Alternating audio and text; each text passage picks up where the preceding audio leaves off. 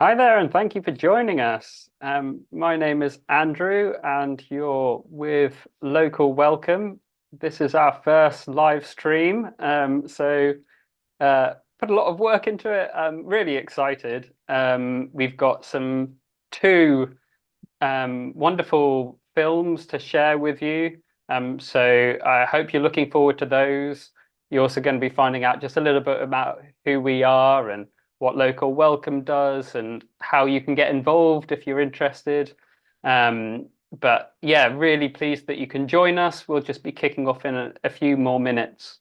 I'll wait for a few more people to join.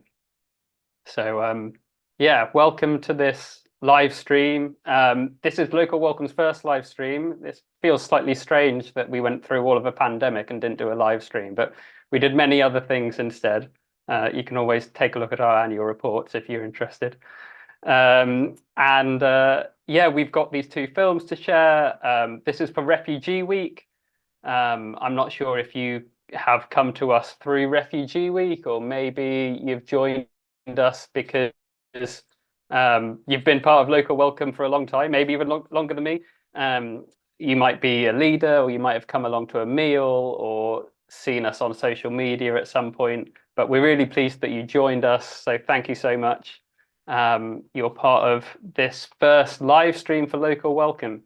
I know that we've got people here from the National Lottery Heritage Fund who have supported this live stream and this project that we're showcasing. We've also got people here from Nice and Serious who are sort of the brains behind the videos that we've created. And hopefully people from various parts of our Local Welcome network. You'll see that I'm joined by a few colleagues here and other members of the broader Local Welcome team. Going to introduce them in a second. So yeah, welcome to this Local Welcome live stream. It's gone quarter two. I think we can probably kick off. Wonderful. All right. So as I've said, you're very welcome. My name is Andrew, and we are Local Welcome. Local Welcome supports community leaders to grow diverse membership groups that cook, eat, and take action together. So in a divided world, we use the magic of food to bring communities together. Tonight, we're going to be sharing two short films that showcase some of the people around the table at our meals, and the heritage stories that food reminds them of. The films have been produced by Nice and Serious. Nice and Serious, a creative agency who have provided us with a year's worth of pro bono support, which has been really valuable for our small charity. And the films are situated in a larger context of two projects that we've been doing recently, supported by the National Lottery Heritage Fund. And the Heritage Fund, their vision is for heritage to be valued, cared for, and sustained for everyone now and in the future. So I'm really pleased if we've got people representing them in the live stream tonight too. I'm joined this evening by three colleagues who make up the team behind Local Welcome, and two people also who are trustees, and one of them is also a leader as well. So before we start, we're going to have a quick round and introduce ourselves and a little bit about what we do, why we got involved in Local Welcome in the first place. So as I've said, my name's Andrew. I came across Local Welcome about 6 or 7 years ago now.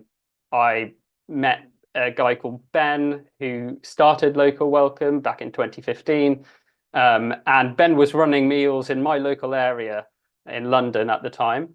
And he kind of recruited me to help out. And before I knew it, I was doing more than just coming along to the meals. And I suppose I felt excited about the meals because I like the idea of meeting different people in my local community and the idea that we can have a bigger impact together if we do something normal around a table like cooking food together. So that's me. What about you, Rhiannon? Thank you. Hi, everybody. I'm Rhiannon. I've worked at Local Welcome since 2022, and I've been in the refugee sector for around 15 years. So through my work, I've really witnessed the barriers, the many, many barriers that refugees face to integration in the UK, and the way that the asylum system prevents people from really fitting in with their neighbours. So I like the fact that Local Welcome brings people together on an equal footing. And I like the simplicity, the informality of the meals that enables people to just chat, make friends, and build connection. Which is missing for a lot of refugees when they first come to the UK. I also have experience in fundraising, so I wanted to use my skills to help a small charity like Local Welcome become more financially sustainable.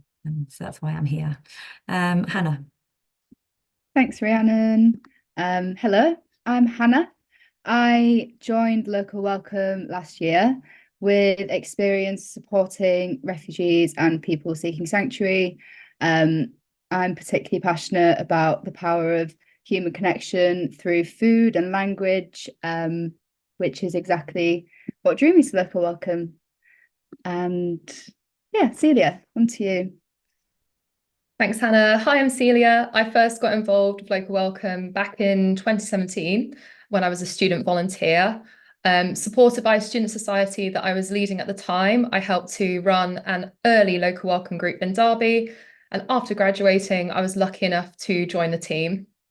I got involved initially because I was excited by the concept, and I've basically stayed all these years because of all the incredible local welcome communities we've managed to grow together over the years, and also the ambitions that we have to spread this magic to new communities as well. That still excites me. Thanks, Celia. And Nick, I want to come to you next. You've put that you're a trustee, and you've been a trustee for a while, and I wonder what first got you involved in Local Welcome.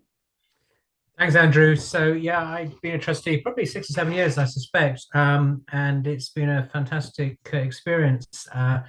I am just staggered by the weaponization of people who are coming from other countries into other countries like ours, and how the media and everybody is so hostile about it. And when I saw a charity that was doing something about it on a small scale to bring down barriers, I thought that's something I'd like to be involved in. Personally, it's an expression of a small expression of who I am and what I think my faith as a Christian tells me to do. But more importantly, I just love the way that Local Welcome includes everybody and lets people of different sit down together over as simple as thing as a meal and starts to break down barriers. And that to me is absolutely priceless. I've got a financial background and governance, things like that, but I just love being able to support the work of Local Welcome in a small way, and it's a real pleasure. So I guess I'm going to hand over to Paul at this point.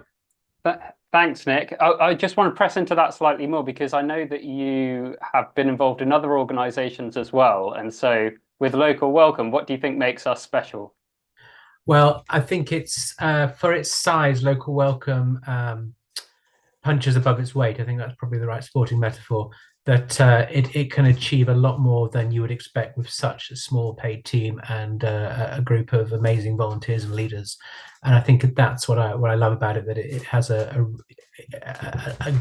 another way of saying there's a lot of bang for the buck. You know, there's a real impact that a small organization such as Local Welcome is able to create and generate, and that's so exciting. Thanks, Nick. Thanks. And on to you, Paul. Sorry, I've delayed you coming in, but we want to hear from you. Tell us a little bit more about how you first got involved with the Local Welcome. Thanks, Andrew.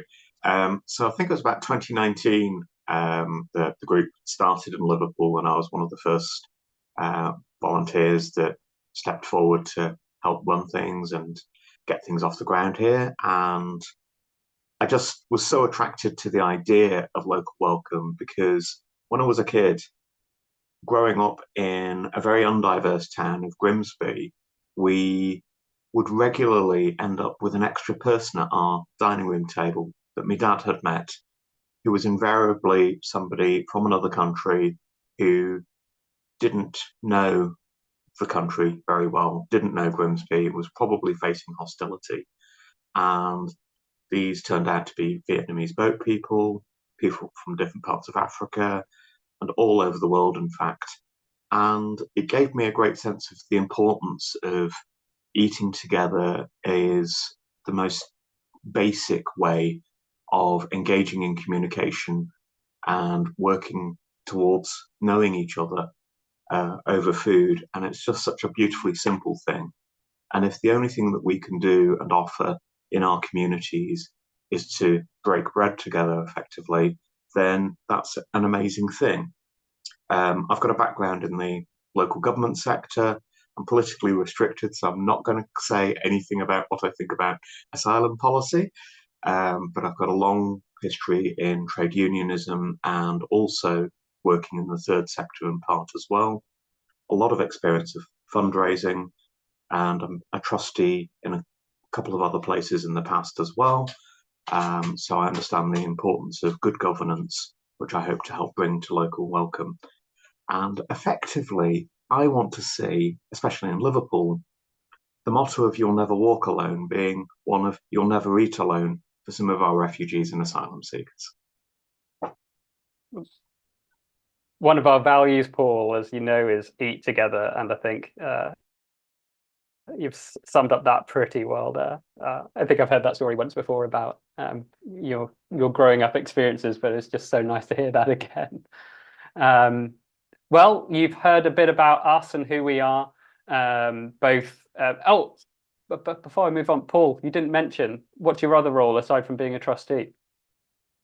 So I'm still a leader and volunteer with our local welcome group, and we just restarted meals in Liverpool last month in an amazing venue that's right next to part of Chinatown, next to the big Chinese arch. So it's much more easy for our people to come and find us and enjoy a great meal together. Excellent. I'm so excited for that. So this is who we are as a team, trustees, leaders. Why are we doing this event tonight? Hannah, maybe you can share a bit more about the context for our films and our screening. Gladly, thank you. So some of you might know already, this year's Refugee Week theme is home, which we all agreed was quite a fitting theme, not only for our Heritage Fund project, but also how home is at the heart of our work at Local Welcome. Home can mean different things to different people. It can mean comfort, acceptance, family, but to others, home can evoke more challenging or unsettling feelings or experiences. Home can be a place, it can be a feeling, it can be a film, it can be a meal. And at Local Welcome, we feel that our meals provide a space for sanctuary, comfort, and togetherness. A place that people can consider their home. Our meals build relationships and community, which I think is needed now more than ever before. Our meals give the opportunity to share the heritage through what makes people feel at home, and food is an example of how we can achieve this.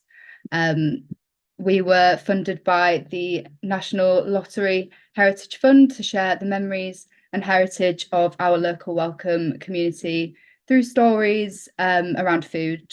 And Celia is going to introduce our heritage projects. Thanks, Hannah. That was beautiful, hard to follow. Our first short film was the output of a smaller project that we delivered between 2023 and 2024 in Newham, funded by the National Lottery Heritage Fund. And secondly, we're going to be watching another film this evening, which is the output of a larger Heritage Fund project that we're currently delivering with our groups in Derby, Leicester, Norwich, and Birmingham. Tying them together, both films explore cooking and eating together as a powerful tool for sharing heritage and memories through food. Our first film features a well-loved local welcome leader, Ahmed Sino. as he shares his memories of living in Lebanon before moving to London as a refugee. In Local Welcome's early days, Ahmed was a refugee leader at one of our groups in London. As a volunteer, he made lots of valuable contributions to the initial design of the cooking and eating ritual that we follow today at all of our groups. As a talented chef, Ahmed also designed and contributed some recipes for our groups to cook and eat together. In particular, his green bean stew is still cooked and enjoyed thoroughly by our groups regularly across the UK. Heartbreakingly, Ahmed passed away earlier this year, and those in the Local Welcome family who knew him miss him greatly. And sharing his knowledge and love of food was one of his many, many passions. So we hope that you'll learn something new today as you watch this film together with us this evening.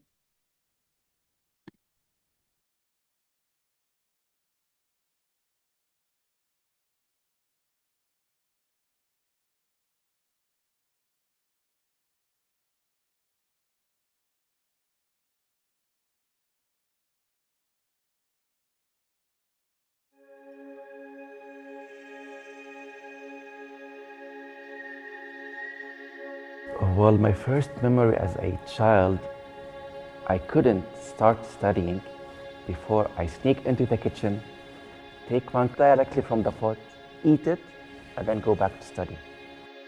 Food tastes better from the pot because it is rich in flavor, and I don't know, but for me, from the pot, different experience. So this was like a tradition for me.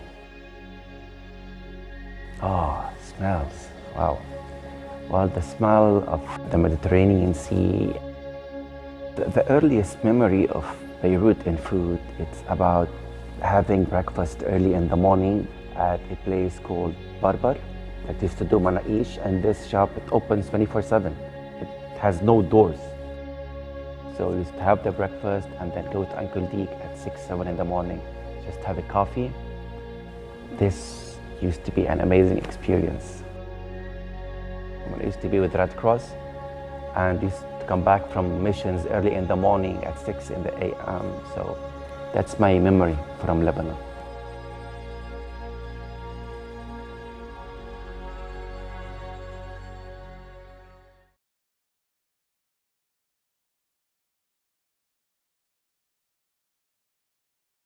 Thanks, folks.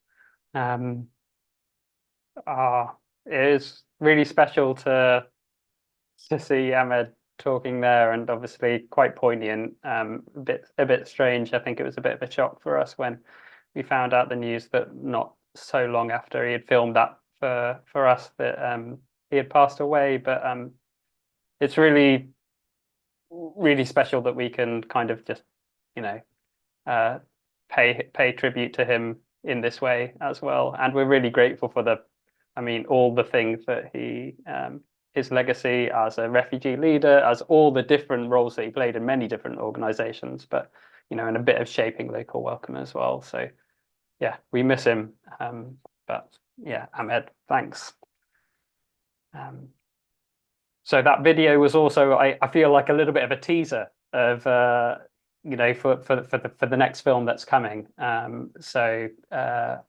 In order to move on, Rhiannon, I think you're going to just tell us a little bit more about the context of the other project with Heritage Fund that we were doing to build the second, slightly longer film. Thank you. So following on from our successful heritage work in Newham, we decided to apply for funding from the Heritage Lottery Fund for a bigger heritage project working with our groups in the Midlands. As food is a crucial part of heritage and culture, we wanted this project to create a space for people to share and to exchange stories about their food and their traditions to a wider audience. We also wanted to provide more opportunities for participants to exchange culturally their ideas and learn about each other's heritage. So since April last year, we've been collecting oral histories from group members in Derby, Leicester, Birmingham and Norwich. And these oral histories explore participants' memories of food, culture and heritage. We're also planning some visits to local places of heritage so that new arrivals to the UK can learn a bit about their new home or about the history of their new home. And we've obviously made a short film that features attendees from local welcome meals talking about their memories of food. And so we're really happy to be able to share this with you today. And yeah, I'll leave it to Celia to share it, and I hope you enjoy it. Thanks, Rhiannon. I'll pop my camera off.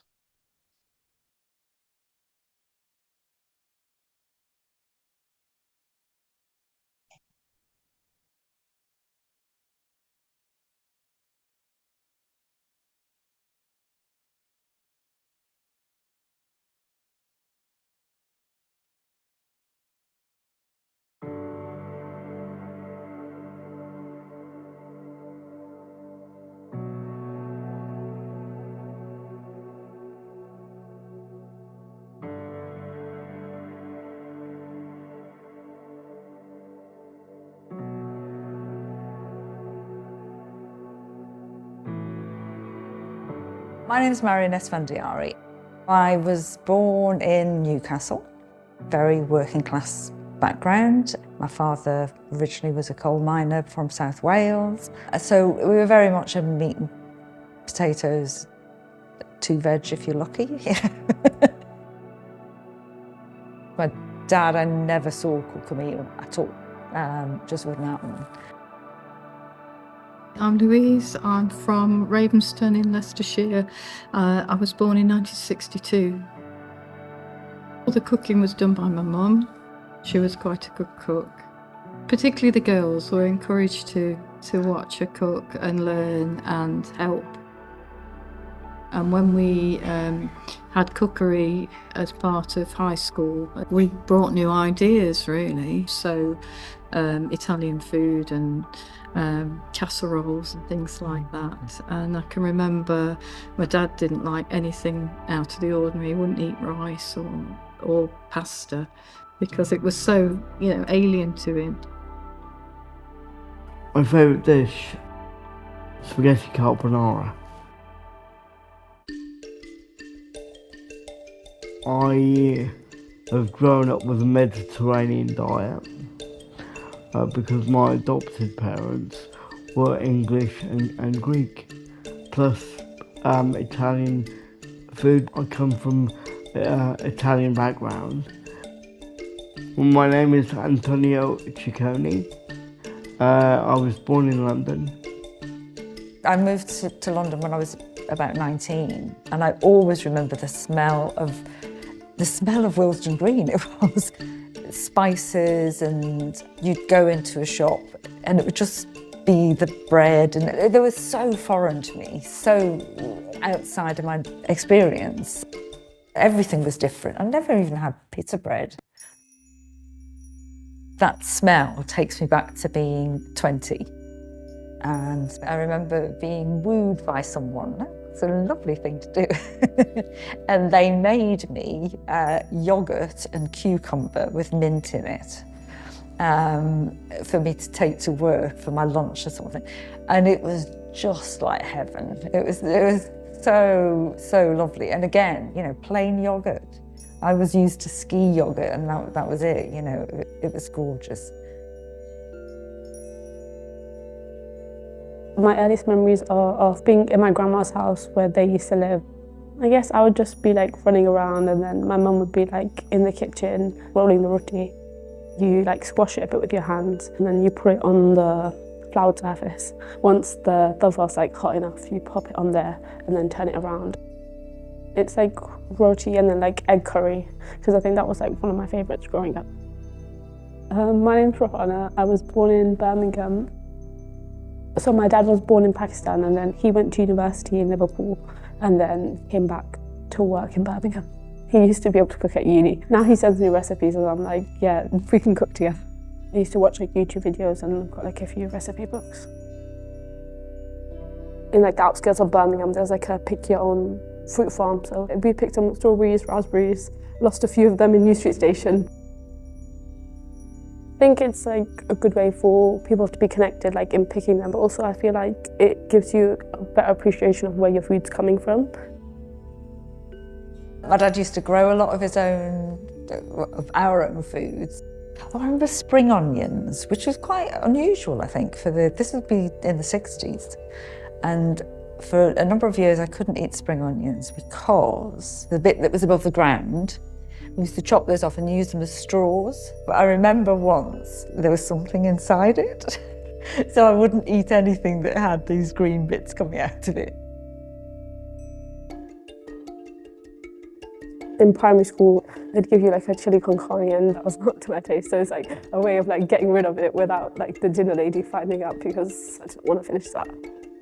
I can remember Sunday roast, or my favourite dinner of the week.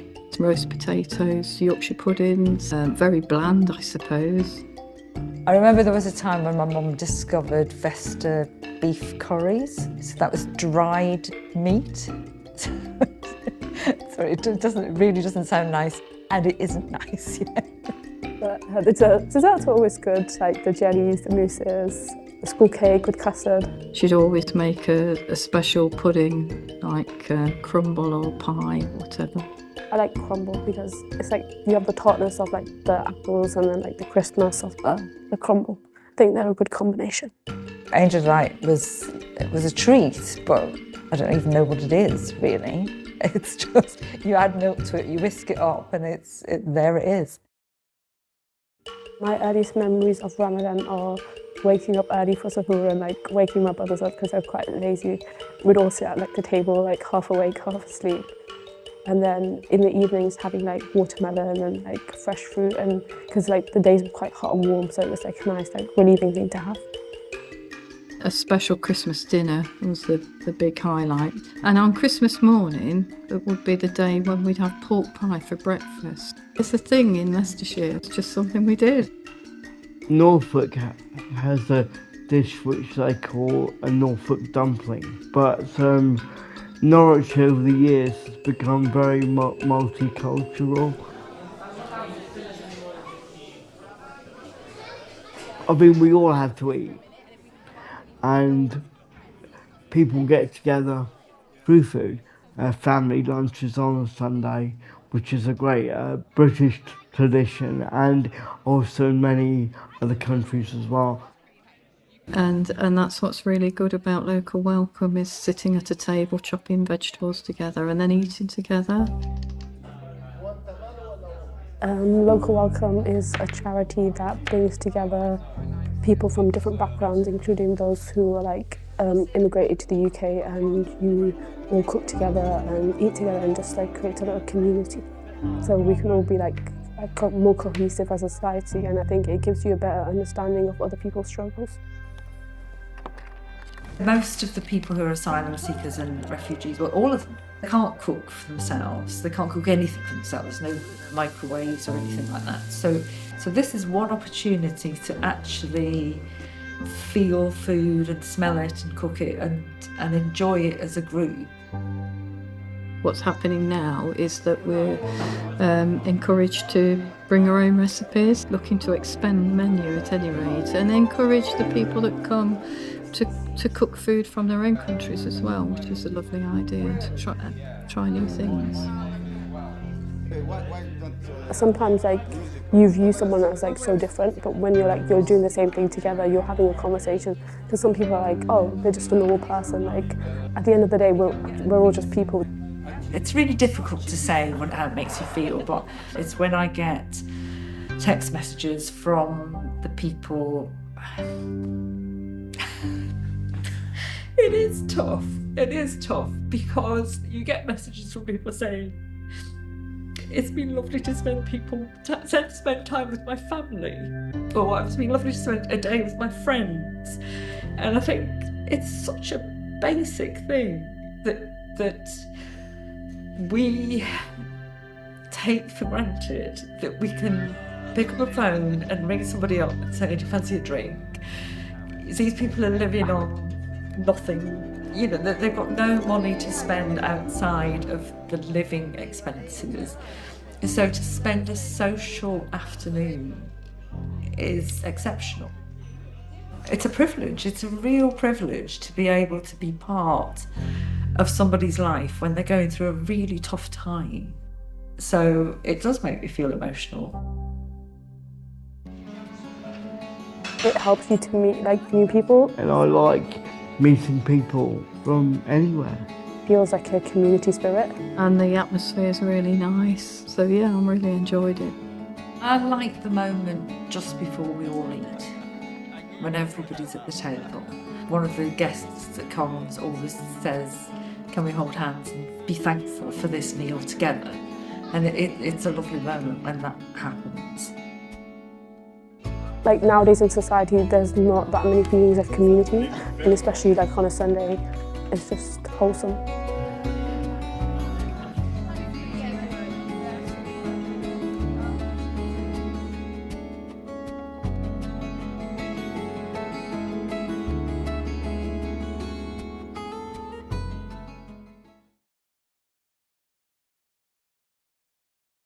Wow.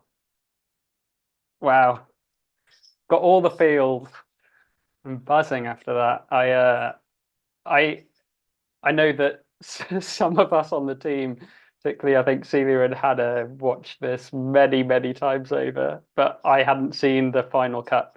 So there are so many nuggets in there, and both amusing and also fascinating, and yeah, captures so many different stories. So I'm I'm chuffed, and I'm really grateful to all the people who did put work in, as I didn't, both in front and behind of the camera. I don't think I'm supposed to do this, but I'm really interested, Nick or Paul, you hadn't seen it either. Have you got any like 10-second quick reactions?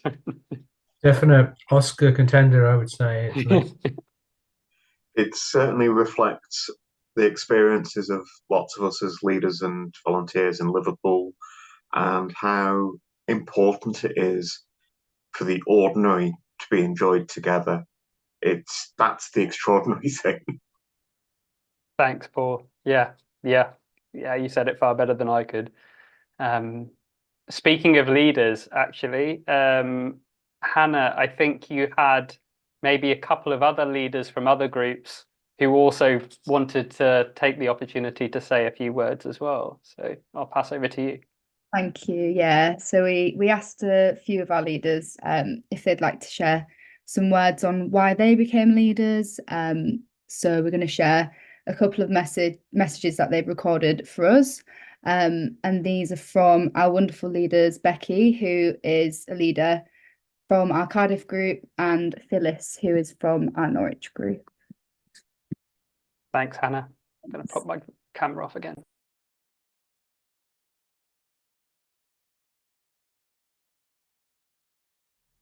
Hello, I'm Becky, and I'm one of the Cardiff Local Welcome Meal Leaders.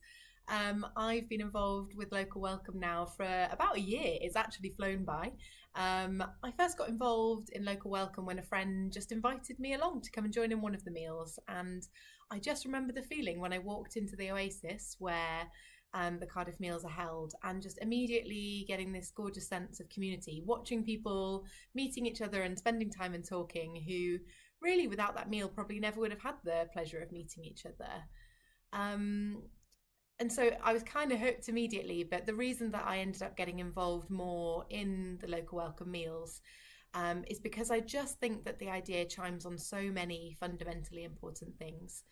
I mean, one, community, as I've mentioned. I think that is something that is increasingly less prevalent today, and I think that we need to be doing everything we can to build that community, particularly with people who are arriving in the UK for the first time, and arriving in communities and places where they've not been before. And I think this is a really important way that we can facilitate that.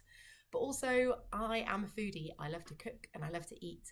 But most importantly, I think that food is so tightly tied to culture and the stories that we tell each other. And I think that sharing food is such a beautiful kind of fundamental thing that we do as people. And I love that Local Welcome facilitates relationships and conversations in the community through the sharing of meals. And particularly the fact that we do everything together at the meals, right from setting up to tidying up. And it's over that time and that spending that time side by side with people that the conversations emerge. And they're my favourite memories of Local Welcome, hands down. People often will talk about their stories, about their lives and what's brought them to the UK, and that's really beautiful. But honestly, my favourite memories of Local Welcome are people laughing about how weird the UK is and how weird Wales is, and laughing about how often people apologise and people queuing, and just noticing those cultural differences, and being able to laugh about that and share about that is, I think, really special. So I have absolutely loved being involved in Local Welcome. Hello, my name's Phyllis O'Grady and I'm the leader of the Norwich group of Local Welcome. I suppose I agreed to become a leader because Norwich, where I come from, has always got a long, wonderful tradition of being a city of sanctuary, and I really wanted to play my part in keeping that wonderful tradition going. I also love cooking, I love eating, nothing better than being together with wonderful people and cooking and eating together. So that was really, it ticked all the boxes, and I've loved doing it, and we're about to do our 5th meal coming up in July. Happy memories, so many of them. Maybe when all the kids got together on a table with a wonderful volunteer and we're all making little pita breads of their own was absolutely glorious. The way everybody leaped up at the end of a meal, and you have this wonderful team of washers up and cleaners up and everything. And in some ways, all the chat that happens then is very precious as well. So yeah, many, many happy memories, and I look forward to continuing on with more meals in the future.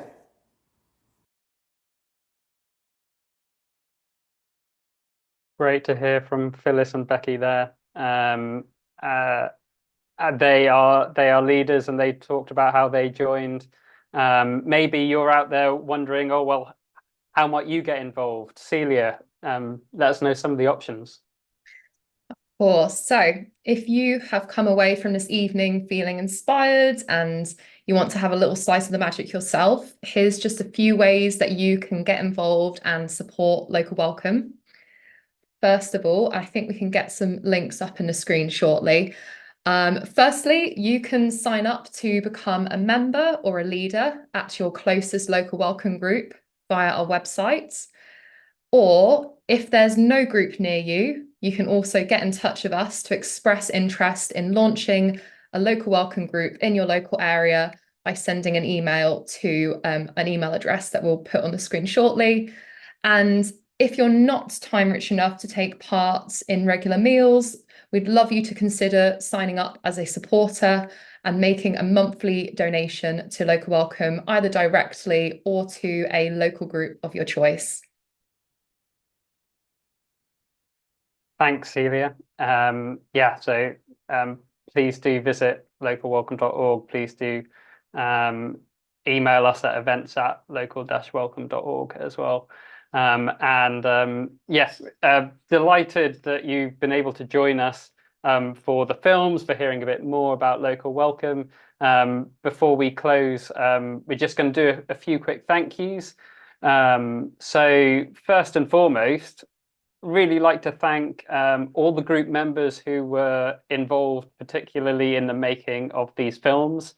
We fondly remember Ahmed, and we're really grateful to Marion and Rahana and Louise and Antonio.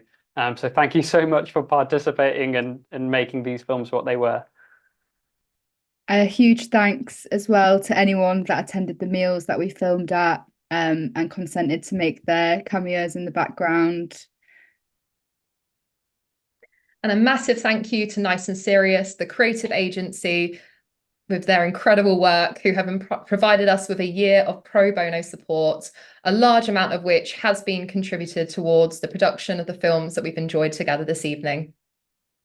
I'd also like to thank a guy called Ben Pollard, he's not here today, but he was spotted in the videos. And Ben founded Local Welcome back in 2015 along with some Syrian leaders. And before he left recently as CEO, he helped a lot to make these films happen. So Ben, if you're listening, I hope you really enjoy the final cut. And yeah, thanks for all your support. Of course, we want to say thank you to the National Lottery Heritage Fund for providing the funding for these projects and all the National Lottery players. So without their support, we wouldn't have been able to do it. So thanks a lot. And last but not least, thank you so much to everyone who attends our meals. Thank you especially to our leaders, as without their passion, vision and dedication, our meals just simply wouldn't happen. Nick, Paul, any final words from you? A huge thank you to all of the team at Local Welcome who makes everything possible.